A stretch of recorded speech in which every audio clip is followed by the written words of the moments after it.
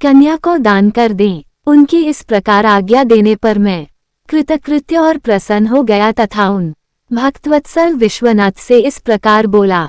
मुझ ब्रह्मा ने कहा, भगवान शंभो, आपने जो कुछ कहा है उस पर भली भांति विचार करके हम लोगों ने पहले ही उसे सुनिश्चित कर दिया है।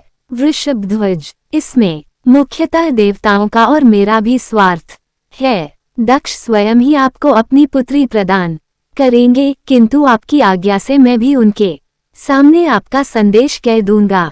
सर्वेश्वर महाप्रभु महादेव जी से ऐसा कहकर मैं अत्यंत वेगशाली रथ के द्वारा दक्ष के घर जा पहुंचा। नारद जी ने पूछा, वक्ताओं में श्रेष्ठ महाभाग विधाता, बताइए, जब सती घर पर लौटकर आई तब दक्ष ने उनके लिए क्या किया? ब्रह्मा जी ने कहा, तपस्या करके मनोवांछित वर पाकर सती जब घर को लौट गईं, तब वहां उन्होंने माता पिता को प्रणाम किया। सती ने अपनी सखी के द्वारा माता पिता को तपस्या संबंधी सब समाचार कहलवाया। सखी ने ये भी सूचित किया कि सती को महेश्वर से वर की प्राप्ति हुई है। वे सती की भक्ति से बहुत संतुष्ट हुए हैं। गुलाब, ओम नमः शिवाय। गुलाब फोल्डेड हैंड्स, श्री शिव पुराण फोल्डेड हैंड्स। सखी के मुंह से सारा वृतांत सुनकर माता पिता को बड़ा आनंद प्राप्त हुआ और उन्होंने महान उत्सव किया। उदारचेता दक्ष और महामनस्विनी वीरिनी ने ब्राह्मणों को उनकी इच्छा के अनुसार द्रव्य दिया तथा अन्यान्य अंधों और दीनों को भी धन बांटा।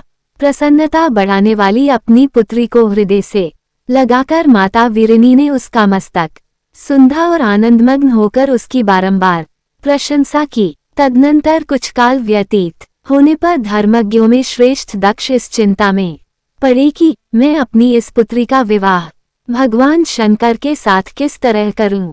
महादेव जी प्रसन्न होकर आए थे, पर वे तो चले गए। अब मेरी पुत्री के लिए वे फिर कैसे यहाँ आएंगे? यदि किसी को शीघ्र ही भगवान शिव के निकट भेजा जाए तो ये भी उचित नहीं जान पड़ता, क्योंकि यदि वे इस तरह अनुरोध करने पर भी मेरी पुत्री को ग्रहण न करे तो मेरी याचना निष्फल हो जाएगी। इस प्रकार की चिंता में पड़े हुए प्रजापति दक्ष के सामने मैं सरस्वती के साथ सहसा उपस्थित हुआ। मज पिता को आया देख दक्ष प्रणाम करके विनीत भाव से खड़े हो गए। उन्होंने मुझ स्वयंभू को यथायोग्य आसन दिया। तदनंतर दक्ष ने जब मेरे आने का कारण पूछा, तब मैंने सब बातें बताकर उनसे कहा, प्रजापते, भगवान शंकर ने तुम्हारी पुत्री को प्राप्त करने के लिए निश्चय ही मुझे तुम्हारे पास भेजा है। इस विषय में जो श्रेष्ठ कृत्य हो उसका निश्चय